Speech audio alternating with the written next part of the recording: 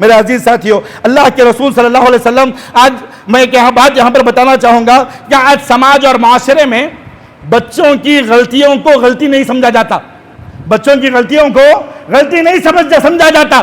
بچہ گالی دے رہا ہے، ماں بیٹھ کر کے ہنستی ہے، جی میرا بیٹا گالی دیا، شرم آتی ہے جی، ماں ہنس رہی ہے بیٹھ کر کے، بچی ڈانس کر رہی ہے ماں کے سامنے، بچی ہنس رہی ہے بیٹھ کر کے، ماں باپ ہنس رہے ہیں بیٹھ کر کے۔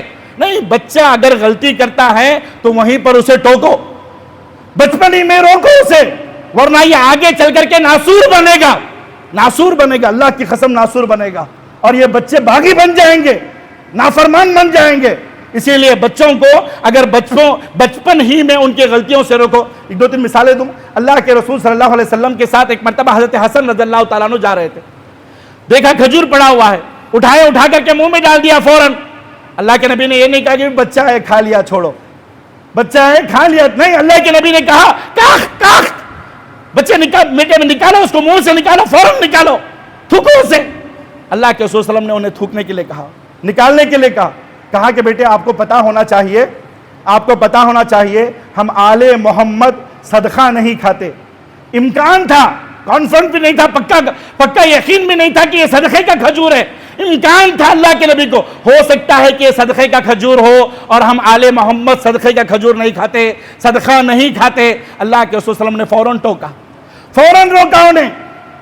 یہ بچے جب غلطی کرتے ہیں نا بچپن میں، انہیں روکو، اس پر ہنسو نہیں، یہ تربیت کا سب سے پہلا مرحلہ ہے۔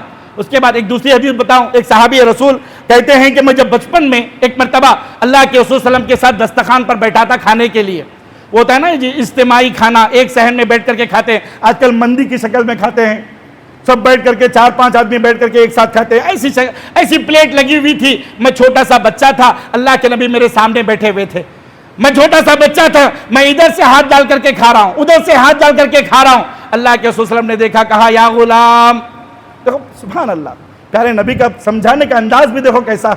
تربیت جو ہوتی ہے نا جی، یہ شفقت سے ہوتی ہے، محبت سے ہوتی ہے، پیار سے ہوتی ہے۔